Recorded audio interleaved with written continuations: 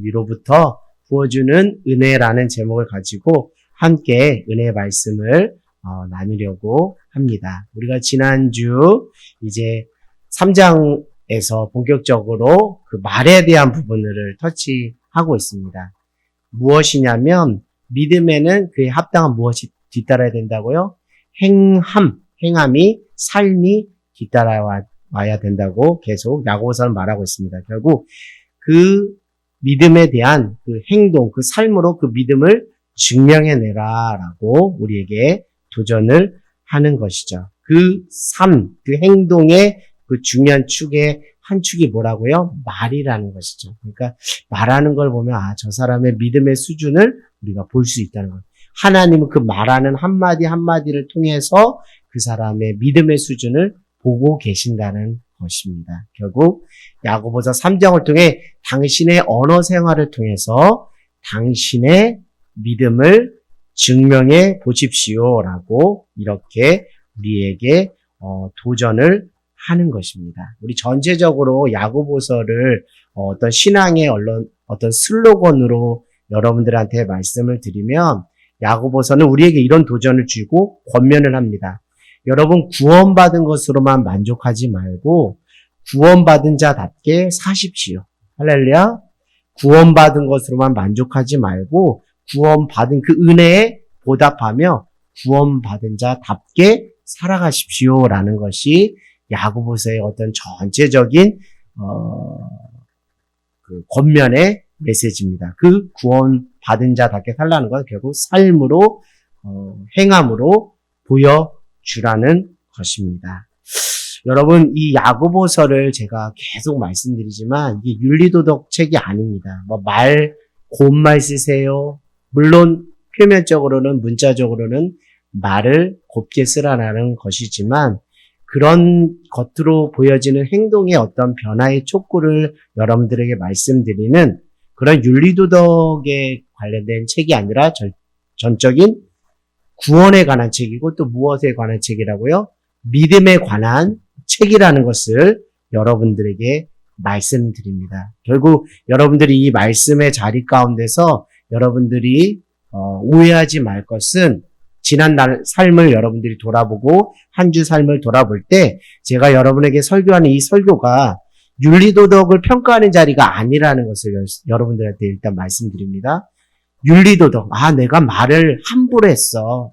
내가 잘못 살았어. 단순한 이런 교훈을 얻으려고 여러분들한테 모인 것이 아닙니다. 여러분의 믿음을 세워가기 위해서, 구원에 이르는 합당한 믿음을 세워가기 위해서 중요한 축으로서, 말로서, 언어로서 그 믿음을 증명해내라는 것을 도전하기 위해서 여러분에게 이 말씀을 들려드리는 것입니다. 결국 보여지는 행동을 딱 떼놓고 평가받는 자리가 아니라는 것이죠. 이런 것은 율법적인 접근입니다. 저 사람이 행동 거지를 보니까 저 사람이 잘했네 못했네 하고 판단하고 정죄하는 자리로 이 자리가 된다면 이것은 율법적인 자리밖에 되지 않습니다. 이 자리는 그런 자리가 아니라는 것을 말씀드립니다. 내가 말을 곱게 써야 되는데 한 주 내 삶을 돌아보니까 말을 곱게 쓰지 않았네. 단순히 그 정도의 평가를 받기 위해서 야고보서를 읽고 또 제가 설교하는 자리가 아니라는 것입니다. 여러분 야고보서 3장 8절로 한번 가볼까요? 야고보서 3장 8절입니다. 자, 이 시간 같이 함께 합독하겠습니다. 시작. 혀를 능히 길들일 사람이 없나니 쉬지 아니하는 악이요 죽이는 독이 가득한 것이다. 아멘. 3장 8절, 야고보서 3장 8절을 통해서 우리 인간의 실상을 이야기하는 거예요. 혀를 능히 길들일 사람이 있다 없다? 없다라는 것이죠. 이 말은 2절, 3장 2절의 표현으로 말하면 우리가 다 무엇에 실수가 있기 마련이라는 거예요. 말에 실수가 있기 마련이라는 거예요. 그러니까 우리가 정말 말에 실수를 하지 말아야지 하면서도 결국 우리는 한 주 여러분의 삶을 돌아보면 말의 실수가 한 가지 이상은 꼭 되는 것이라는 거예요. 정말 소를 굴레 씌워서 통제하는 또 재갈을 물려서 말을 통제할 수는 있지만 인간이 자기 스스로의 그 말을 통제하고 능히 길들일 사람이 없다라는 것이, 이 혀라는 것이 8절에는 쉬지 아니하는 무엇이라 그래요? 악이다. 그러니까 이 말로 악을 정말 반복적으로 짓는 것이고, 이 혀로 말미암아, 말로 말미암아 이 말은 죽이는 독이 가득한 것이다 라고 할 정도로 이 언어적인 부분에서 온전한 사람이 없다라는 것을 야고보서는 분명히 말하고 있어요. 그러니까 이 야고보서를 비춰서 바울의 표현을 대신하자면 의인은 없나니 하나도 없다라는 거예요. 오라 나는 공고한 자로다. 이 사망의 몸에서 누가 나를 건지랴. 그러니까 이 언어를 통해서 자기의 그 연약함, 자기의 죄성들에 대해서 한 번 이상 다 여러분들 탄식했을까? 아유, 이러면서 스스로를 막 이렇게 막 쥐어뜯는 그런 행동들을 한두 번 하지 않은 것이 아니라는 것을 말씀을 드립니다.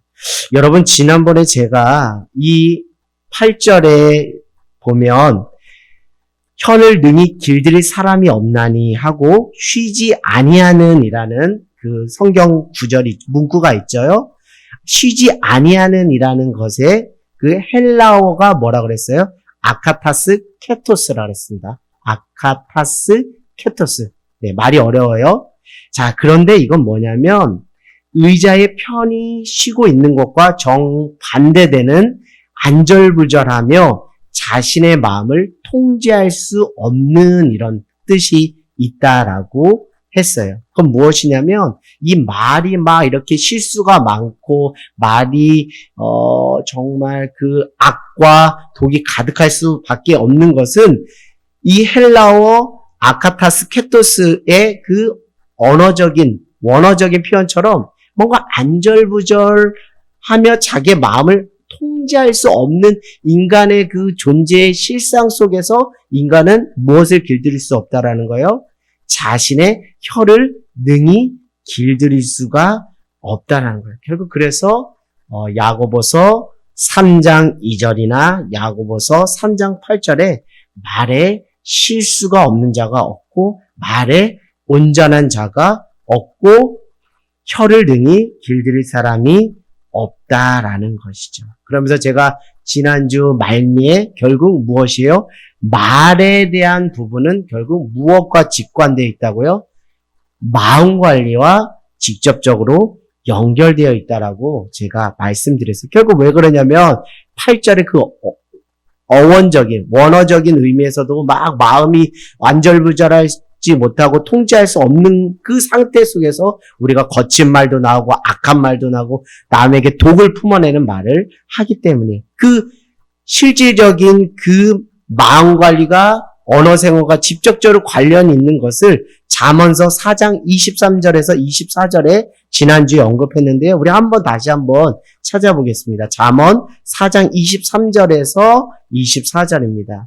결국 말의 관리는 마음 관리에 있다라는 것을 여러분들에게 말씀드릴 수 있습니다. 잠언 4장 23절에서 24절입니다. 잠언 4장 23절에서 24절입니다.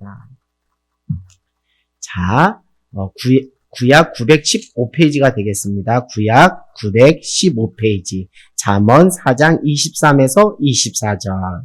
자, 한번 같이 읽어볼까요? 시작. 모든 지킬 만한 것 중에 더욱 내 마음을 지키라. 생명의 근원이 이에서 남이라. 스톱. 생명의 근원이 무엇을 지키는 것이라고요? 내 마음을 지키는 것인데, 이 마음, 생명의 근원이 마음을 못 지키면 24절에 어떤 결과를 얻게 되냐면 24절 시작. 구부러진 말을 내 입에서 버리며 삐뚤어진 말을 내 입술에서 멀리하라. 그건 뭐예요? 23절과 24절 또 야고보서의 말씀을 같이 통으로 여러분들에게 결론 삼아 말씀드리면 결국 말의 관리는 결국 그 이면에 무슨 관리와 관련돼 있다고요? 마음 관리가. 그러니까 말을 함부로 하고 말에 실수가 많다라는 거 결국 그 이면으로 들어가면 마음 관리에 실패하고 있다라는 것을 말씀드립니다.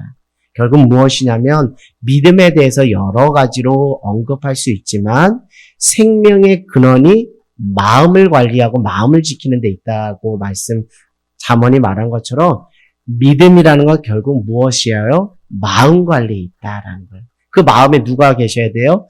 하나님께서 계시고 하나님 말씀이 주장해야 그 마음 속에서 그 하나님의 존재하시는 그 마음의 터 위에서 우리가 말을 잘함으로 그 사람의 믿음을 뭐 할 수 있는 거예요? 증명해낼 수 있는 거예요.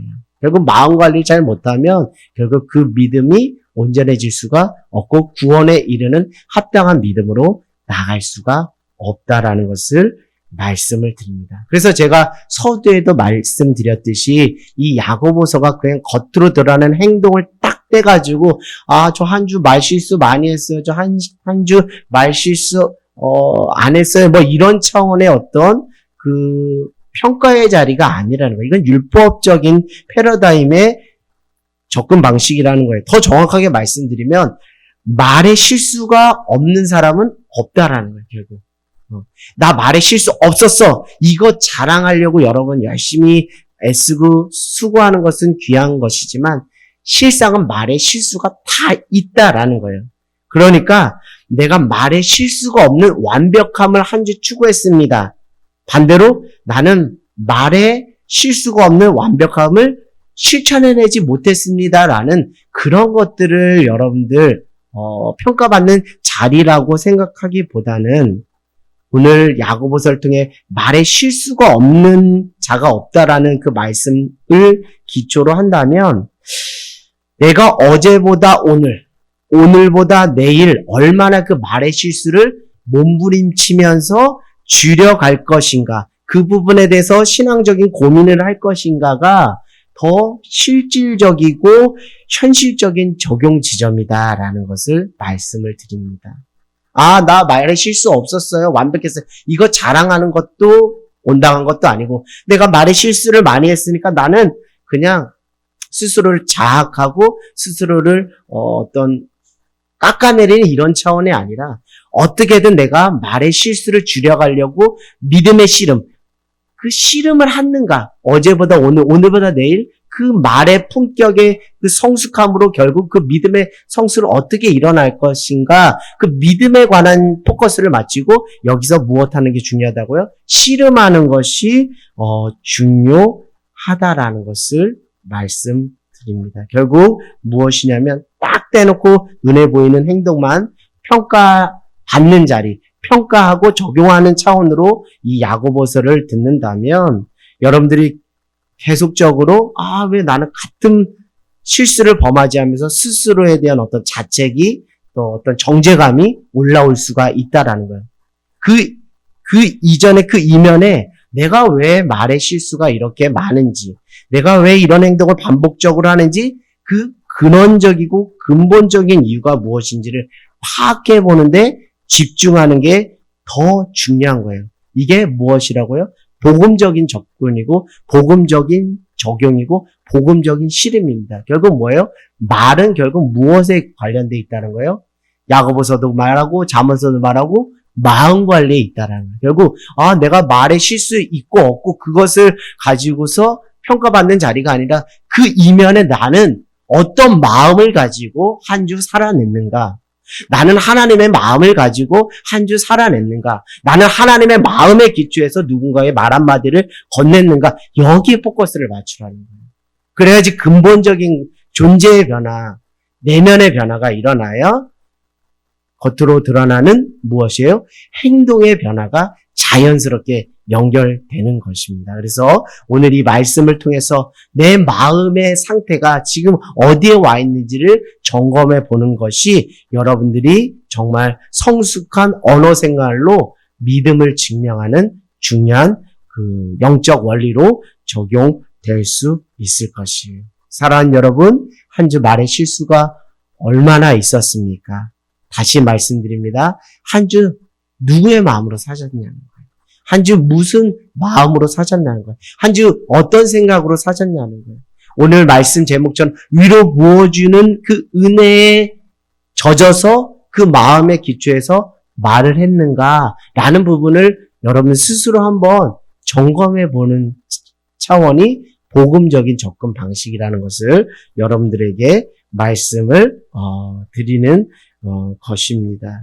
사랑하는 여러분, 오늘 이제 이 말씀을 보면서 다시 한번 이제 한 절 한 절씩 오늘 제가 왜 이렇게 말씀을 드리는지 한번 여러분들이 깨닫는 은혜들이 있기를 원합니다. 우리 13절을 한번 읽어볼까요? 자, 우리 야고보서 3장 13절입니다. 자, 시작. 너희 중에 지혜와 총명이 있는 자가 누구냐? 그는 선행으로 말미암아 지혜의 온유함으로 그 행함을 보일지니라. 아멘. 왜 이 말씀이 나왔냐면 자칭 흩어진 그 그리스도인 성도들 안에 뭐 하려고 하는 사람들이 많았다는 거예요. 삶으로 증명해내고 드러내려고 하는 것보다 자신이 가지고 있는 지식 자랑하면서 자꾸 뭐 하려고 하는 게 많았다는 거예요. 가르치려고 하는 사람들이 많았다는 거예요. 그 가르침 속에서 차별도 나오고 분열과 다툼도 나오고 그 속에서 듣는 것보다 뭐 하는 게 더 빨라졌다는 거예요. 말하기를 더 하다 보니까 노를 말하게 되고 그 노는 하나님의 의를 이루지 못하는 거예요. 그러니까 초대교회 그 성도들의 어떤 그 모습을 보면 자꾸 뭔가 배운 것에 대해서 남들에게 가르치려고 하는 것이 있어요. 그 가르치는 것은 하나님께서 우리에게 마지막에 지상 명령으로 명령하신 그 사명이긴 합니다만 그 가르침이 결국 무엇으로 갔어요? 사람을 살리고 사람을 세우고 공동체를 유익하게 하는 것보다 판단하고 정죄하는데 자꾸 그 자신의 어떤 그 지식, 그 자신의 그 언어가 그렇게 악용되고 있었던 거예요. 그러면서 스스로 자칭 뭐라고 그래요? 자기는 뭐한 자다? 지혜 있는 자다. 지혜 있는 자다. 내가 지혜가 있습니다. 내가 하나님의 지혜를 받았습니다 하면서 내가 하나님의 지혜로 너에게 권면하는 거야. 내가 하나님의 지혜로 너에게 말하는 거야 라면서 이렇게 말로 하는 사람들이 많아졌어요. 그런 사람들을 야고보 사도가 듣게 되면서 참된 지혜는 뭔가? 너희들이 말하는 정말 말로 떠들어대는 그 지혜가 참된 지혜인지 무엇이 참된 지혜인지를 말하는데 결론적으로 말씀드리면 그 지혜도 무엇으로 증명돼야 된다고요? 삶으로 행동으로 뭐 해야 된다고요? 증명돼야 그게 알짜배기 진짜 지혜이고 그것이 땅의 지혜가 아니라 무엇의 지혜라고요? 위로부터 난 지혜다라고 말씀드려요. 왜? 그 위로부터 난 지혜라만이 교회를 유익하게 하고 영혼을 살리고 사람을 덕스럽게 세울 수 있는 그런 은혜가 있기 때문입니다. 그러면서 이렇게 말하는 거예요. 너희 중에 지혜와 총명이 있는 자가 있느냐? 너희가 스스로 자칭 나는 지혜 있어, 나는 총명 있어 라고 말하는데 진짜 그런지 한번 내가 볼까? 내가 한번 얘기해 볼까? 이러는 거예요. 그러면서 그 진짜 지혜와 총명은 무엇이라고요? 그는 그렇게 말하는 자가 있다면 그런 사람은 선행으로 말미암아. 자, 한번 볼게요. 선행으로 말미암아 지혜의 온유함으로 그 행함을 뭐 할지리라 보일지니라. 뭐예요? 지혜도 총명도 삶으로 행함으로 증명해내야 된다. 그러니까 말로써 다 하면 되는 게 아니라는 것이에요. 특별히 무엇이에요? 선행을 통해 온유함으로 자신의 지혜를 보여주어야 한다라는 거예요. 그러니까 여기서 여러분이 잘 한번 따라와 보십시오. 이 지혜라는 것이 우리가 생각하는 지혜와 하나님이 생각하시는 지혜, 인간의 지혜와 하나님 관점의 지혜가 얼마나 차이가 있는지, 그리고 인간의 지혜와 하나님의 지혜의 차이가 얼마나 크며 어떤 것이 영혼을 살리고 어떤 것이 공동체에 유익을 주는 것인지 여러분 알기 원합니다. 초대교회 7집사를 세울 때 한 가지 기준이 뭐죠? 지혜 충만한 사람, 성령 충만, 지혜 충만, 칭찬받을 만한. 지난번 우리 작은 교회 연구소 연합기도회 때 목사님께서 사도행전 8장에 또 말씀하셨듯이 초대교회 7집사의 기준 중에 하나가 지혜 충만이에요. 근데 그 지혜는 땅의 지혜가 아니라 뭐예요? 위로부터 난 지혜라는 것이죠. 그 지혜가 교회를 유익하게 하고 영혼을 살릴 수 있기 때문에 한번 이 지혜를 한번 잘 보시기 바랍니다. 지혜. 쉽게 생각하면 지혜를 믿음과 등가 처리해도 무방하다라고 여러분 말씀드리게. 지혜는 곧 믿음이다라고 등가 처리하고 들으셔도 무방하다라고 여러분들한테 말씀을 드리는 거예요. 결국 뭡니까? 야고보서가 믿음은 행함으로 삶으로 증명해내는 것처럼 지혜라는 것도 무엇이에요? 말로가 아니라 행함으로 삶으로 증명해내야 되는 거예요. 여기서 뭐라고 합니까? 선행으로, 선한 행실로 그 지혜를 증명하는데 그게 어떻게 증명되느냐면 어떻게 하라고요? 온유함으로. 온유함으로. 이 온유함이라는 게 뭐예요? 행동의 차원입니까? 마음의 차원입니까? 마음의 차원. 이제 좀 제가 조금씩 여러분들에게 깨닫은 바들을 얘기할 테니까 무엇인지 알 수 있을 것 같아요. 자, 그럼 우리 뒷장으로 14절로 한번 가보도록 하겠습니다. 14절. 자, 시작. 그러나 너희 마음속에 독한 시기와 다툼이 있으면 자랑하지 말라. 진리를 거스려 거짓말하지 말라. 그리고 바로 뒤에 나오죠. 이 지혜라는 것도 겉으로 드러나는 말 잘하는 화려한 언변으로서의 그런 행동으로서 저 사람 지혜 있다라고 사람들은 박수 칠지 몰라도 하나님은 그 겉으로 드러난 현상과 행동이 아니라 말의 화려함이 아니라 무엇부터 따지고 들어간다고요? 인간의 내면적인 그 마음의 상태부터 따지고 들어간다. 결국 뭐냐면 어떤 마음의 상태에서 그 발로 되어서 그 말과 행실과 삶이 드러나느냐를 통해서 저 사람이 지혜가 있네 아니네 라고 하나님은 뭐 하신다는 거예요? 평가하신다는 거예요. 그런데 너희들이 자칭 지혜가 있고 총명하다고 말하는데 14절에 그 마음에 무엇이 있으면 시기와 다툼이 있으면 뭐 하지 말라는 거예요? 자랑하지 말라. 특별히 뭘로 이렇게 막 자랑할까요? 말로 자랑하겠죠. 자기 지식 자랑하겠죠. 자기 경험 자랑하겠죠. 내 신앙 연수 자랑하겠죠. 내가 하나님한테 어떤 헌신과 봉사를 했는지 이런 거 자랑하겠죠. 그런데 자랑하지 말래요. 무엇이 준비되지 않으면 마음 준비되지 않으면 마음이 준비되지 않으면 지식 자랑하지 말라는 거예요. 지혜 자랑하지 말라는 거예요. 그것은 결국 무엇이기 때문에 진리를 말한다. 소위 말하지만 본인은 진리를 말한다. 소위 말할지 모르겠지만 그것은 무엇이라고요? 진리를 거슬려서 뭐 하는 거라고요? 거짓말하는 거예요. 그러니까 제가 여러분들 앞에 진리의 말씀을 전하지만 제가 진리의 말씀을 여러분에게 전하지만 제가 마음의 준비가 안 된 상태로 시기와 다툼 속에서 여러분에게 말을 한다면 그것은 하지 않는 게 차라리 낫다라는 거예요. 그것은 무엇이냐면 오히려 진리를 거슬려서 스스로 거짓말하는 거예요. 결국 하나님을 만홀히 여기는 거예요. 결국 하나님의 영광을 가리우는 거예요. 그 무엇이에요? 지혜도 다 무엇과 관련이 있다고요? 마음과 관련이 있다라는 거예요. 말도 어디에 관련이 있다고요? 마음과 관련이 있다. 결국 믿음은 결국 무슨 관리라는 거예요? 마음 관리라는 거예요. 마음을 잘 관리해야 그것이 삶의 행실로 드러나서 그 행실을 통해서 무엇이 증명되기 때문에요. 믿음이 증명되기 때문입니다. 결국 14절을 통해서 마음에 준비되지 않은 그 모습 속에서 섣부르게 행동하지 말라, 자랑하지 말라, 지혜 있다 말하지 말라라는 것입니다. 이렇게 한다면 이러한 지혜는 15절 같이 한번 읽어볼게요. 시작. 이러한 지혜는 위로부터 내려온 것이 아니요 땅 위의 것이요 정욕의 것이요 귀신의 것이니.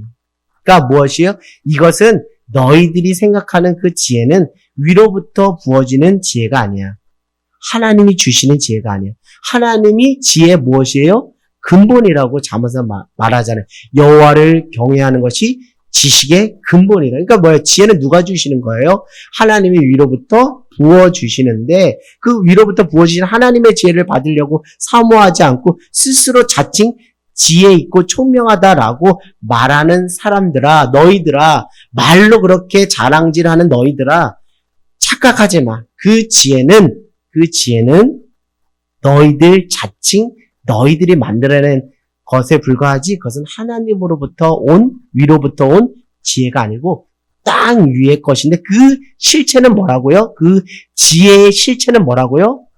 정욕이래요. 여러분, 지혜의 실체가 어떻게 정욕이 될 수 있습니까? 정말 온전한 지혜가 어떻게 정욕이 될 수 있어요? 정욕이라는 것은 무엇이에요?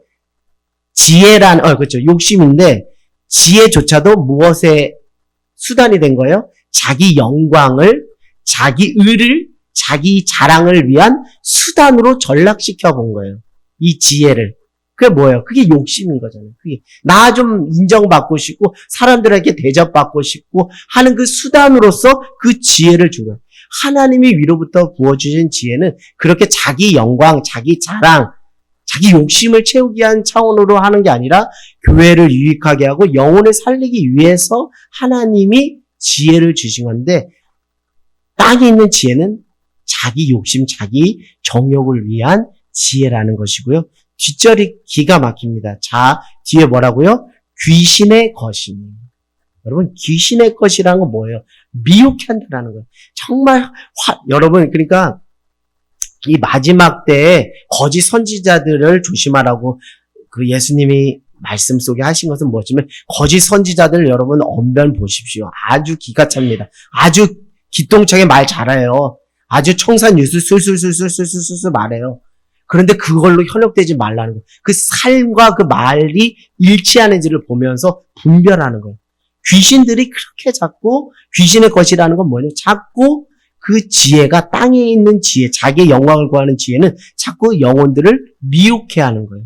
그리고 어둠 속에 빠지게 하고 조종하고 종노릇하고 주체적인 인간으로 살아가기보다는 막 사람을 얽매고 틀 안에 가둬서 아바타가 되게 하는 거예요. 오늘 요즘 많이 쓰는 가스라이팅을 해서 온전한 인격적으로 그가 건강하게 하나님의 존재 앞에서 건강한 신앙생활을 할 수 없게 만드는 거예요. 그게 다 지금 누가 하는 짓입니까? 이단들이 하는 거잖아요. 이단들의 대체적인 게 뭐예요? 가정이 깨지잖아요. 왜요? 가정 속으로 못 들어가게 자기들만의 그 은밀한 공동체에서 자꾸 구속하고 결박하면서 사람을 조종하고 미혹해 하면서 그러면서 혼탁하게 하는 이 모든 것. 그 모든 것이 다 무엇이 될 수 있다라는 거예요? 귀신의 것이 될 수 있다라는 거예요. 놀랍지 않아요? 위로부터 난 하나님의 지혜를 사모하지 않고 땅의 지혜로 자꾸 자랑하고 그리고 정욕대로 하고 하면 그것이 귀신의 것이 될 수 있다라는 거예요. 저는 이것을 다시 말씀드리면 소위 땅에 있는 그 지혜조차가 가장 우리가 배격해야 되고 가장 깨트려야 될 무엇이 될 수 있다라는 거예요? 금송아지가 될 수 있다는 거예요. 무엇이에요? 우상숭배가 될 수 있다라는 거예요.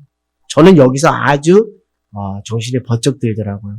특별히 교회 연수가 있고 또 성경의 지식, 경험, 여러 가지 것들이 풍부할수록 내가 가지고 있는 믿음의 확신도 있고, 이렇게 살아야 된다는 믿음의 권면도 할 수 있고, 이런 가르침을 뿜어낼 수도 있겠지만, 그 속에 시기와 다툼, 하나님으로부터 오는 마음이 아닌 시기와 다툼, 정욕과 귀신의 것이 가득 쳐다면, 결국 그 지혜로 나는 무엇하는 자가 될 수 있다라고요? 우상숭배하는 자가 될 수 있다는 거예요.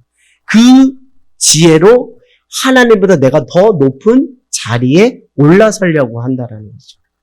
왜 이렇게 되냐면 결국 무엇에 실패했기 때문에 마음 관리에 실패했기 때문에 마음 관리를 하면서 하나님 안에서 말씀의 조명 아래 성령님의 비추심을 따라서 보면 내 안에 이게 있다라는 것을 보면 회개하고 또 하나님 앞에 돌이킬 텐데 그렇지 않고 계속 그냥 사람들에게 어떻게 보여질까라는 그 평가와 그 자랑, 인정에 묶이다 보니까 자기 안에 이런 정욕적인 모습, 시기와 다툼, 귀신적인 것이 있는지도 모르고 계속 하나님의 그 진리를 거슬려서 거짓말하게 된다는 거예요. 그래서 사랑하는 여러분, 오늘 이 야고보서는 여러분의 마음의 관리에 대해서 정말 말씀을 드립니다. 한 주 여러분의 말에 실수가 많았다면 다시 말씀드리면 마음 관리에 실패했을 확률이 대단히 높다라는 것을 여러분들에게 말씀을 드립니다. 결국 무엇이냐면 지혜라는 것은 지식의 총합이 아니에요. 내가 많이 안다. 이게 지혜가 아니라는 것을 말씀드립니다. 지혜라는 것은 하나님이 위로부터 부어주시는 마음을 따라 순종하며 뭐하는 삶? 따라가는 삶이 지혜예요. 하나님이 부어주시는 마음을 따라 순전한 어린 양으로 순종하며 살아가는 그 삶의 실체가 뭐라고요? 그게 지혜라는 거예요. 그 지혜는 결국 하나님의 영광을 위해서 쓰임받게 된다라는 것을 말씀드립니다. 그렇게 되다 보면 결국 마음을 지키지 못한 그 지혜의 남발은 결국 어떤 결과만 초래하게 되냐면 16절 같이 한번 읽어볼게요. 시작.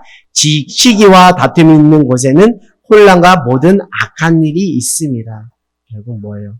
마음을 관리하지 못하고 지혜를 자랑한 사람일수록 하나 되게 하는 것보다는 시기와 다툼으로 그 공동체의 혼란을 야기하고 악한 일을 도모하게 된다라는 것을 말씀드려요. 자녀를 키워본 부모는 다 알 겁니다. 내가 자녀들을 권면하고 자녀를 훈계할 때 때로는 찜찜함이 우리 안에 들 때가 있어요. 그 찜찜함은 뭐예요? 내가 감정이 앞서고 내 마음을 지키지 못하고 인간적인 어떤 분냄으로 자녀들을 훈계했을 때 부모의 심정은 마음이 아파요. 괴로워요. 괜히 혼내켰나 하면서 그렇게 힘들어하고 괴로워요. 왜요? 그것이 위로부터 온 하나님의 마음이 아닌 나의 육적인 정욕에 이끌려서 했던 그 권면이기 때문에 그것을 우리가 성령 안에서 깨어서 알기 때문에 그 찜찜함들이 있는 것입니다.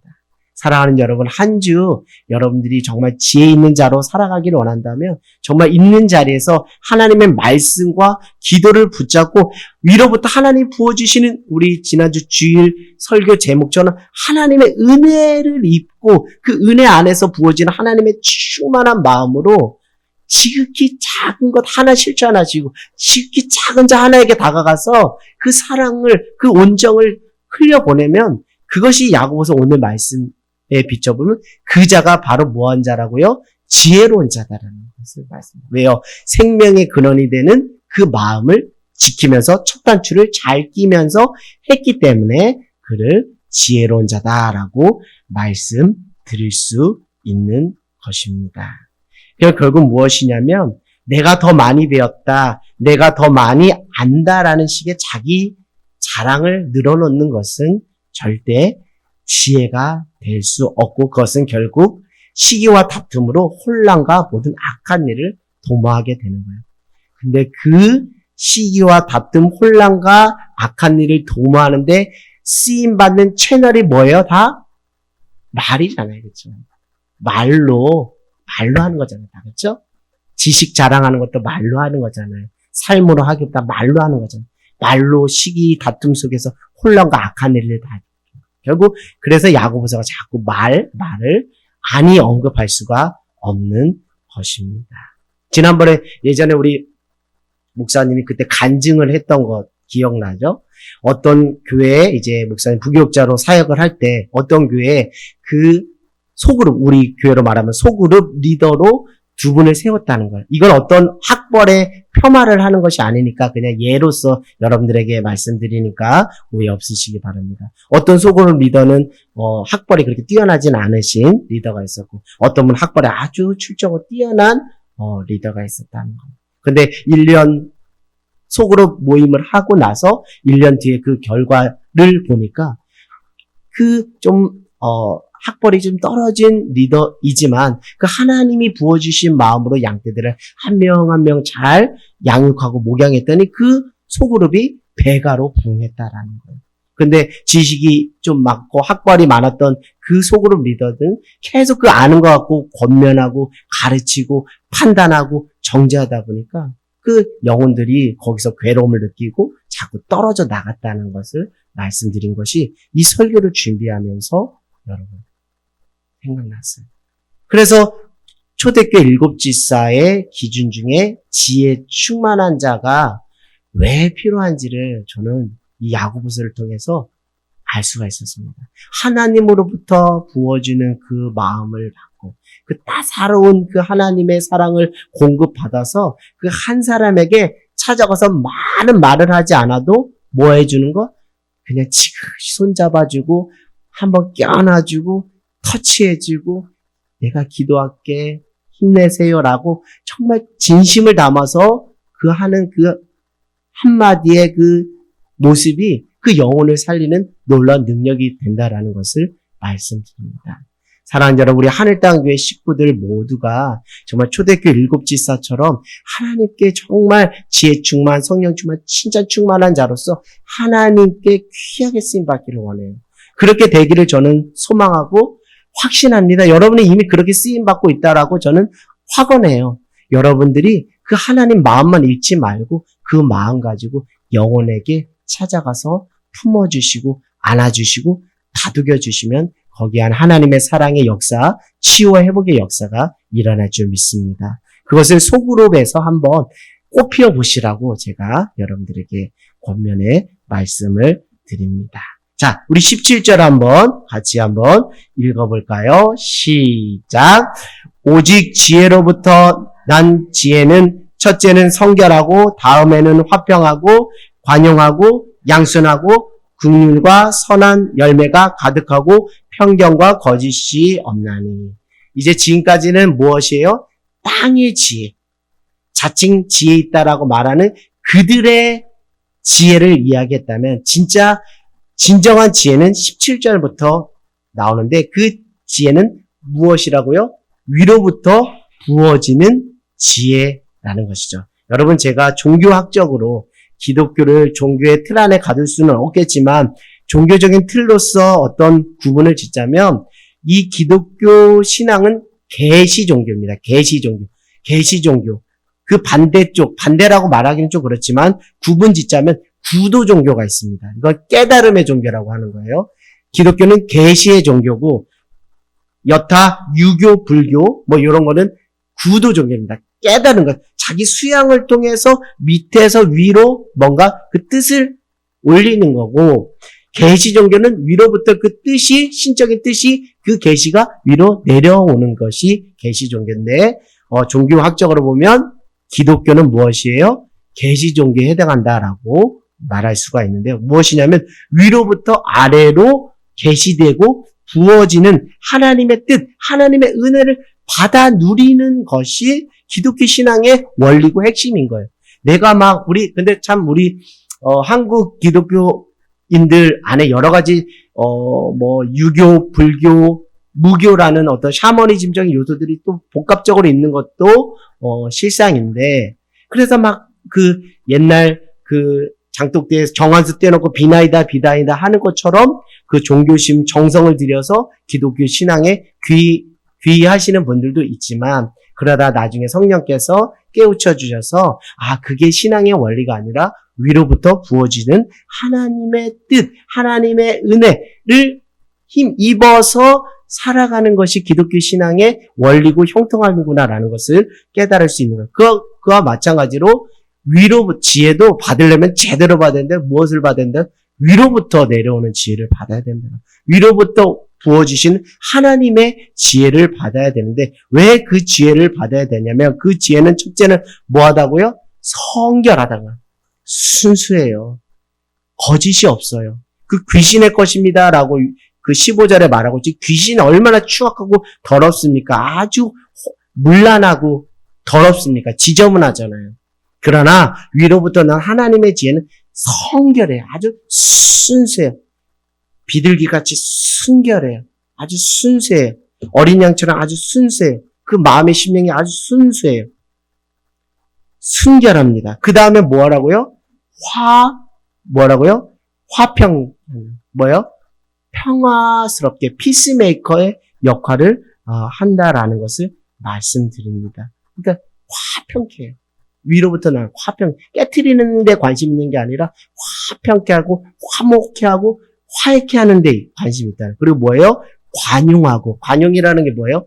친절을 베푼다는 거예요. 친절을 베푸는 거예요. 여러분이 생각하는 그 개념하고 좀 완전히 지금 달리 가서 당황스러울 수 있습니다. 또 뭐예요? 양순하고.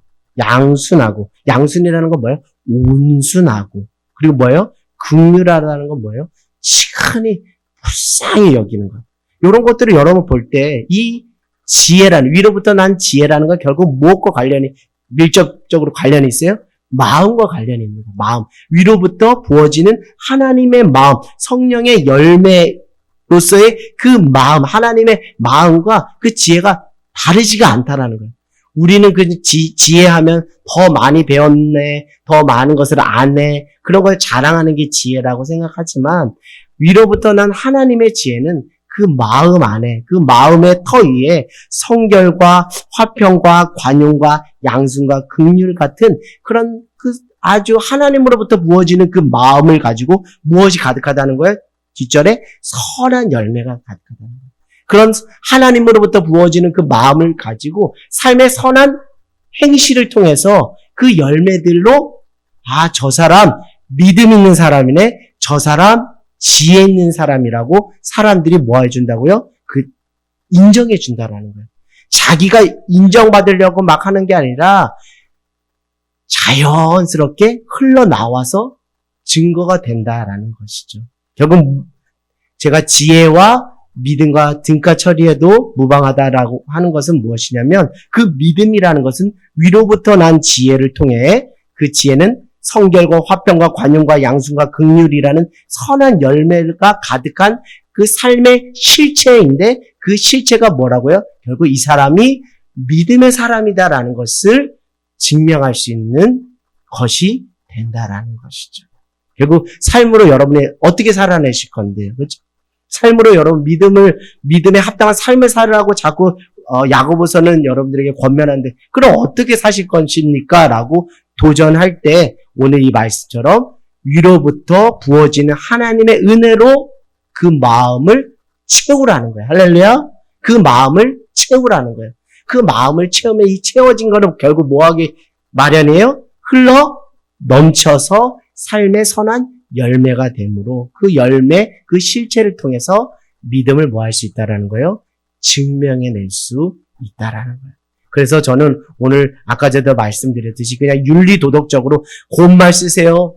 악한 말 하지 마세요. 이런 차원의 것을 여러분에게 알려주려는 윤리교사로서 여러분에게 있는 것이 아니라 그 근원적인 것, 그 영적인 원리를 깨달음으로 복음 안에서 씨름하기 위해서 여러분에게 말씀을 해요. 결국 추적해보니까 결국 무엇이에요? 마음 관리에 있더라. 할렐루야. 마음 관리에 있더라. 결국 믿음은 마음 관리에 있더라. 지혜는 마음 관리에 있더라. 근데 그 마음이라는 게 땅에서 뭔가 비나이다 끌어올라오는 그 마음이 아니라 위로부터 부어지는 하나님의 은혜를 입어야, 긍휼을 입어야 우리가 할 수 있다는 거예요. 실수할 수 있다라고 그랬잖아요. 제가 말에 실수할 수 있다라고 했잖아요. 할 수 있다라. 그래도 계속 뭐 하라 그랬어요, 여러분? 예배하시라 그랬잖아요. 은혜 보좌 앞으로 하나님의 긍휼을 있는 자리로 계속 나오시라는 거예요. 실수해도 좋다니까 계속 나오시라고. 나오시다 보면 어제의 실수가 오늘의 실수가 아니게 되고 어제의 마음이 오늘의 마음이 아니긴 자꾸 하나님의 마음으로 우리의 존재가 새로워질 수 있는 거예요. 여러분 완벽해서 여러분 이 자리에 나왔어요? 아닙니다. 예수님이 말씀하시잖아요. 나는 의인을 부르러 온 것이 아니라 죄인을 부르러 왔다. 그리고 건강한 자에게는 누가 필요 없다는 거야? 의사가 필요 없다. 병든 자에게 의사가 필요한 것처럼 여러분이 부족하고 저도 부족하고 연약하니까 자꾸 예배의 자리, 은혜의 자리, 하나님의 긍휼의 옷을 입는 자리로 나와서 계속 우리가 그 은혜 안에서 하나님 안에서 하나님 마음 받고 믿음 안에서 씨름하며 살겠습니다라고 또 결단하고 또 도전하고 그 하는 것 아니겠어요? 그런 자리이기 때문에 실수한 것에 자책하지 말고 자꾸 계속 은혜를 쪼임 받으시라는 거예요. 그러다 보면 빛을 쪼임 받다 보면 자연스럽게 어둠은 사라지게 되는 것입니다. 결국 그 지혜는 무엇이 없다라는 거예요? 편견과 거짓이 없다라는 거예요. 그러니까 땅의 지혜는 계속 편견하고 거짓이 난무하는 거예요. 결국 편가르는 거예요. 자꾸 사람을 뭐 하는 거예요? 갈라치게 하는 거예요. 그것이 땅의 것이에요. 결국 18절 같이 한번 읽어볼게요. 자, 시작. 화평케 하는 자들은 화평으로 심어 의의 열매를 거두리니라. 네, 18절 말씀을 보니까 저는 야고보서 1장 19절에서 20절 말씀이 연결이 되었습니다. 한번 같이 한번 읽어볼까요? 야고보서 1장 19절에서 20절입니다. 같이 한번 읽어보겠습니다. 시작. 내 사랑하는 형제들아 너희가 알지니 사람마다 듣기는 속히 하고 말하기는 더디하며 성내기는 더디하라. 사람이 성내는 것이 하나님의 의를 이루지 못합니다. 아멘. 무엇이에요? 화평케 하는 자들은 화평으로 심어 무엇을 맺는다고요? 의의 열매를 맺는, 그리고 하나님의 의를 이룬다는 것이죠. 20절에, 야고보서 1장 20절에 표현하면 하나님의 의를 이룬다는 거예요. 여러분, 하나님의 의를 이루는, 어떠한 자가 하나님의 의를 이룬다고요? 화평케 하는 자가 화평으로 심어 의를 이룬다. 쉽게 말하면 화평케 하는 자가 화평을 심어 하나님의 의를 이룬다. 이거를 20절의 표현으로 바꿔서 말하면 듣기를 속히 하고 말하기를 더디하는 자는 결국 하나님의 의를 이룬다. 할렐루야. 화평케 하는 자가 뭡니까? 결국 제가 계속 이렇게 왔다 갔다 하면서 화평케 하는 자가 뭐예요? 말 잘하는 사람이에요? 말로 화평을 이룰 수 있으면 참 좋겠지만 이미 야고보서는 말하잖아요. 말에 실수가 다 있다. 말에 온전한 자가 없다. 결국 무엇일까요? 야고보서 1장 19절과 20절의 표현을 빌리려면 화평케 하는 자는 그냥 옆에서 함께 같이 있어주고 같이 존재해주고 같이 뭐 해주는 거예요? 들어주는 거. 들어주는 거. 말로 뭔가 가르쳐서 뭔가 저 사람 그 행동에 개조를 해야지라고 막 그렇게 열심히 내는 것도 물론 귀하지만 그 이전에 화평케 하는 자로 화평을 심어 의의 열매를 맺기를 여러분 원하신다면 그 옆 사람에게 가셔서 하나님의 마음으로 뭐 하시라고요? 들으라는 거예요. 말하기보다 듣기를 먼저 하시라는 거예요. 그러면 그런 자가 무엇 하는 자가 된다고요? 화평케 하는 자가 되어 화평을 심어서 의의 열매를 맺을 수 있다라는 거예요. 제가 처음에 야고보서 3장을 통해서 그 말에 대한 부분들을 여러분들에게 말씀드렸지만 이 말의 부분을 추적해보니까 결국 그 말은 그 이면에 무엇이 토대가 깔려 있어야 된다고요? 마음이 깔려 있어야 된다고 말씀드렸고 오늘 이 땅의 지혜, 하늘의 지혜를 여러분들에게 언급하면서 그것도 결국 무엇의 차원이라고요? 마음의 차원. 위로부터 부어지는 하나님의 마음을 내가 간직하며 살아가고 있는가? 성결과 화평과 관용과 양순과 긍휼의 이런 마음의 상태가 있는가라는 마음의 차원으로 여러분들에게 또 말씀을 드렸고 결국 18절에는 화평케 하는 자들은 화평을 심어 의의 열매를 맺는다는 것은 무엇이냐면 결국 한 사람에게 찾아가서 하나님이 위로부터 부어주신 그 마음을 가지고 말하기보다 가르치려고 하기보다 내가 자칭 지혜 있다라고 땅의 지혜로 막 자랑질하는 것보다 뭐 하는 거예요? 성결하고 화평하고 관용하고 양순하고 긍휼한 그런 하나님의 그 충만한 마음을 가지고 그 사람에게 찾아가서 뭐 해주는 거예요? 들어주는 거예요. 너의 삶의 이야기를 좀 해줄 수 있겠니? 너의 삶의 이야기를 해줄 수 있겠니? 들어주다 보면 그 사람의 마음에 응어리가 쫙 녹으면서 그 분냉과 시기와 질투, 다툼, 당짓는 모든 것들이 하나로 묶여지면서 그 공동체가 하나 되고 그 영혼이 주님 안에서 세워질 수 있다라는 것을 말씀드려요. 여러분 이제 우리가 여름이 지나서 이제 어떻게 되죠? 가을이 되면 하시는 게 있죠. 우리 모두 모아서 하죠? 옷 정리하죠. 저도 이제 우리 자녀들이 있기 때문에 옷 정리를 하는데 옷 정리하다 보면 이제 라벨을 붙이게 됩니다. 여기는 수아 양말, 여기는 수아 윗돌이, 여기는 주원이 양말, 여기는 주원이 윗돌이 이렇게 라벨을 붙여요. 근데 저는 오늘 이 17절을 통해서 내가 한 주 하나님의 마음으로 어떻게 말하며 살았는지를 스스로 체크리스트를 한번 기준점을 잡아본다면 그 말에 라벨링을 한번 붙여보시라는 거예요. 내가 하는 말이 어느 라벨로 라벨링 될 수 있는가. 쉽게 말씀드리면 내가 하는 말이 하나님으로부터 위로부터 난 지혜로 하나님이 부어주시는 그 성결의 마음에 기초한 말을 했는가 한번 라벨링을 해보라는 거예요.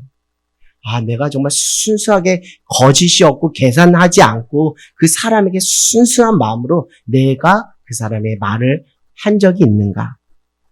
성결의 라벨링의 말을 한 적이 있는가?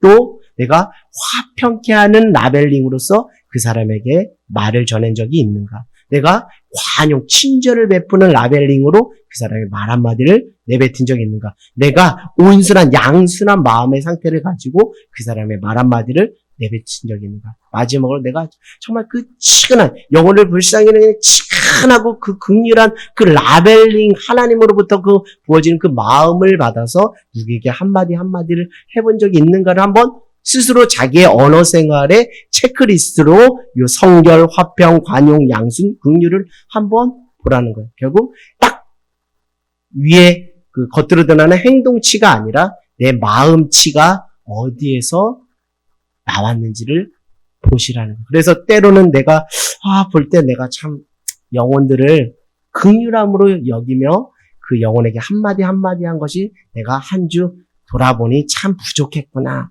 라는 것이 깨달아진다면 한 명 한 명에게 찾아가서 하나님이 부어주신 마음과 감동을 따라 한 명 한 명에게 찾아가서 그 긍휼에 충만한 긍휼에 기초한 차원으로 그 사람에게 가서 그 말을 해주세요. 남편에게 가서 말해주세요. 아내에게 가서 말해주세요. 참 여보 정말 고생이 많아. 여보 자녀들 키우냐고 애를 많이 써. 여보 처자식 먹여 살리냐고 아침부터 밤까지 일하냐고 수고가 많네. 내가 몰라줬네. 참 여보 딱하다. 애쓴다. 이런 마음을 비춰보시라니까요. 그게 결국 무엇이에요? 영혼을 살리고 공동체를 회복하는 놀라운 은혜가 있다라는 것이에요. 결국 문제는 무엇이냐면 돈이 없어가 문제가 아니라 지식이 없어서가 문제가 아니라 하나님으로부터 부어지는 하나님의 은혜가 메마르고 위로부터 부어지는 하나님의 마음이 내 안에 고갈되어 있기 때문에 그게 문제더라고요. 그 속에서 거친 말, 흉한 말, 악한 말, 독을 뿜어내는 말들이 막 나오더라고요. 그러면서 저는 이런 생각이 들었습니다. 오늘 그 마음이라는 것은 결국 저에게 있어서는 듣는 마음이더라고요. 저도 계속 말하는 것이 듣는 것보다 좀 앞에 있었을 때가 많았다는 것이 깨달아지고 회개하게 돼요.